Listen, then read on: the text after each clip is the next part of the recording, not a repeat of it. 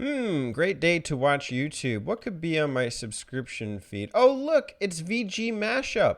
VGMashUP with a top 10 list. Super cool. Oh, what? A tag video? Uh-oh. No. VG! Why? Ah. Look, I got tagged, all right? VGMashUP has tagged me in a video response thread as for my top 10 games of all time. And he wants to know, what do I rank as my top 10 personal games? Of course, it's impossible to do a list like this in a way that is objective and clear. I guess I could just look up the top 10 selling games of all time, but that's not who I am. That's not what I do. You know what I mean? So, as is the nature of the tag, I will re-tag, and I got to tag my button boys, Alex and Spencer. So that's 2 tags right there. And then let's tag Malta Master for good measure in this response. So be sure, if you're watching this video, go check out their channels and stay tuned, and hopefully they get a tag response video up, but if not, no worries either. My top 10 games. I got to start with a hot cake right here, one that's been talked about quite a lot. And oh, I forgot I have this light. I can turn that on so I look clear and crystal.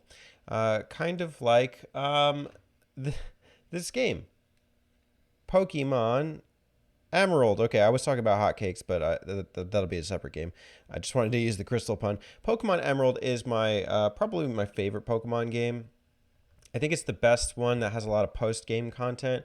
It's when the cutoff of, the actual Pokemon in the series were not like uninspired. I think in this generation they still had like some, animal roots and in mythological roots too. I think the legendaries in Gen 3 are really cool. Rayquaza, Groudon, they have this kind of like narrative exposition into like an extra ordinary climate scenarios, and they add mechanics like the weather that impact your gameplay. I think I don't know if you could use Rain Dance or Sunny Day in the Gold Silver generation, but they were used to great effect in the actual terrain in Pokemon Emerald, which I thought was cool. You could go in an area, there'd be a sandstorm brewing. One of my favorite Pokemons was like this ground dragon type. I think it's called Vibrava or something. Flygon. That was the fullest form of it. I remember really liking that one. And in general, I just think Pokemon Emerald really packs a lot of content in the core experience without relying too heavily on, multiplayer online competitive play. You have like 7 battle arenas to choose from at the end of the game, and they each give you like some special kind of reward. They're kind of like earn challenges too. You need a good team for it. So I really like Pokemon Emerald. It's before it started getting too heavy into the IVs and stuff. Now the remakes of Sapphire and Ruby didn't quite live up to what I remember about Emerald, so a bit of a shame, but all the same, great game. That's number 1. Number 2, okay, let's go to hotcakes now. This is the one being talked about a lot, and that, I'm talking about a lot because I love it and because it's a great series and it's a great game. It is SMT5. I've not finished this, but I can safely say that I love the SMT series, the Mega 10 games. I've beaten 3, 4, 4 Apocalypse, and I think SMT5 is better in most regards than those games, and just the fact that it's a realized version of those games is really magnificent. The storytelling is really good. You gotta work for it, but it does come up quite frequently. And I think the mechanics it takes from what was done so well in 4 and 4 Apocalypse. Now, I would have liked to say Nocturne, but I think Nocturne pales in a couple fronts. Things like side quests are not as fully developed as in this game. I don't think Nocturne has the same kind of like open character building models that 5 really brings.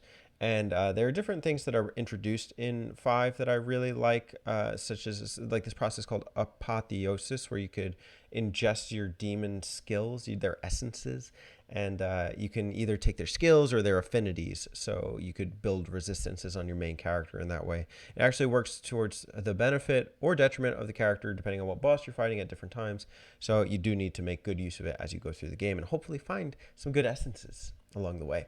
That's number 2. And this is no particular order. It's just my top 10 games in general. Number 3, I always go back and forth between the Zelda games about which ones I'm going to say are my favorites. It always goes between two of them, though, and the first one is Majora's Mask. It's a very meaningful game to me.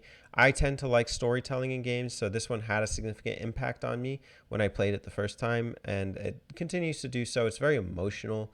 A lot of the and like it almost is completely driven on subplots and side characters, and like it's just kind of a witness to all of them, and it's all within the context and the framework of the world being shattered by the moon within a 3 day cycle, and you continuing to cause changes for the better in these people's lives and then see it all whisked away with the ebb of time.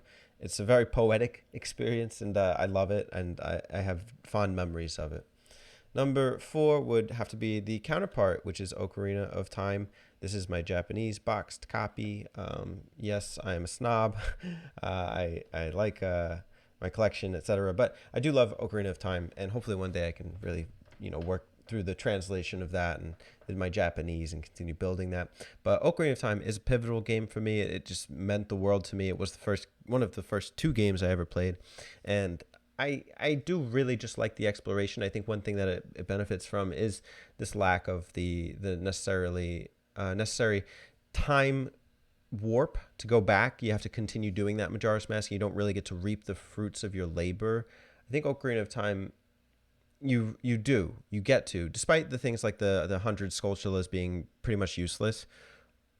You do like see the impact of your choices, and especially within the 7-year time scale. It's just, and there are things that are beyond your control that you can't change. But there are things that still are rewarding. The Happy Mask Salesman, also just going through the dungeons, freeing the Gorons, becoming the Sworn Brother, and I think just again, kind of in that vein of Majora's Mask, you are a witness to everything. So Ocarina of Time is special to me. It means a lot. Okay, this is a recent play for me, and it is special in some regards. It's Chrono Cross. It's one of my top 10 games. Now, this is sacrilegious to most people because most people probably tell you Chrono Trigger's better and more realized and all that. But there's some things about the gameplay systems and just the concept of Chrono Cross that really resonated with me. Again, these games about time, where you're going forth and back in time and seeing different epics and periods and all. Something about the setting in this one, this kind of like island setting and all of these characters in this world. And again, I think it's not as well realized as Chrono Trigger, but I think what's the framework that's there is still quite a sight to behold, and the music is fantastic. It's really one of a kind. I think, I've done a whole archive with Spencer on it, and there are things like I can't wrap my head around the narrative as a whole. It like kind of just abandons ship like halfway through and just goes on this kind of weird tangent, and it's really hard to make heads or tails of it. But I think in general the saga of Serge, Kid, and then like all the other miniature characters in there is really cool. It's a really good game. I really like it. It's a shame Europe never got it. Okay, next we're going to do a Dragon Quest game. I love my Dragon Quest, and I've talked about it before. Dragon Quest V, recently finished it. It was every bit as much as I wanted and more. I loved it. I love the scope of the story, and again, it's just one of the most personable stories. It's a tragedy in the fullest sense, and if you buy into the concept that as a silent protagonist, you are that character, you face all of these tragedies yourself. And it hits that much harder. I hesitate to talk more about it because I feel like it's a truly beautiful experience that most people should try and experience. Now, I know the DS copy is very expensive. There are other ways to play it, though. Super Nintendo translations. If you really ballsy, there's like a PS2 ROM you could figure out how to get. There's also the iOS and Android versions, and it was so good there was a movie made out of it. They didn't do that with any of the other Dragon Quests, and the movie's good, but like the game is just fantastic. It is. If you're gonna play a next Dragon Quest game, I would say play Dragon Quest V. I wouldn't play it first necessarily. I don't know if I'd recommend that to people, but as far as a great Dragon Quest game, that is certainly one of them. On the kind of topic of Dragon Quest, this is another very important game to me. It's a great game. It's Fortune Street, and I think for multiplayer sit downs, this is just kind of like a more, how should I say, not intuitive but invested experience than a typical Mario Party. Now notice how I said invested. Well, you make investments in this game. It's kind of like Monopoly in a sense, and mixed with Mario Party like characters and Dragon Quest characters. But you use stocks to build up these investments, and then you can basically make other people broke. There are no mini games necessarily, but I think the further you get into a round, the more like intense it starts getting, the more people start paying, and the more money you're making. It's a really, you know, it's a fun, challenging multiplayer game, and it's fun to get some people who are kind of a little more, you know, in for the intellectual ride than you know, a typical Mario Party match or something. You know what I mean? Nothing against Mario Party or Monopoly, but I think this is the best of both worlds. Next, a lot of people, and we're coming down to the last three here. You know, I talk about this sometimes, and I don't think people realize like how much time I actually put into this back in the days. It was FZero GX. There was like a whole time period where like this was all I played. I would just do races. I would get so good at them, like using my machines. I would get gold medals across like all the cups, and try and get them across all the difficulties. The story mode was hard as balls, but I did eventually beat it.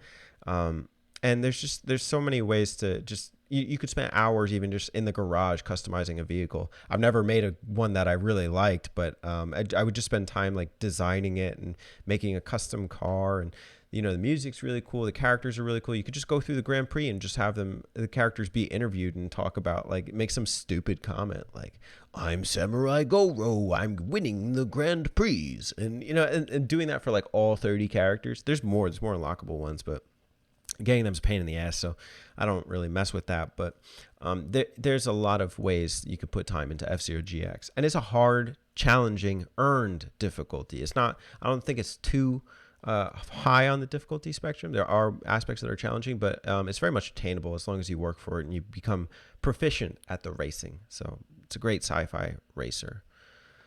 Next up, my copy's at home, so I grabbed a similar one.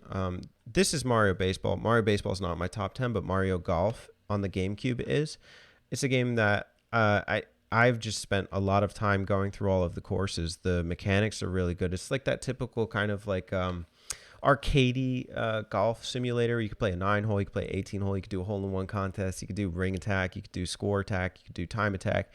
There are just so many modes. There's a bunch of characters to pick from. You can do multiplayer. You can go against your friends. I've done it before. I've done it against my girlfriend, done it against my dad. And my dad and I used to play. Like, that's one game he would play. He doesn't play games. So, like, if there's anything that's like, that's a nostalgic memory for me, it's Mario Golf Toadstool Tour.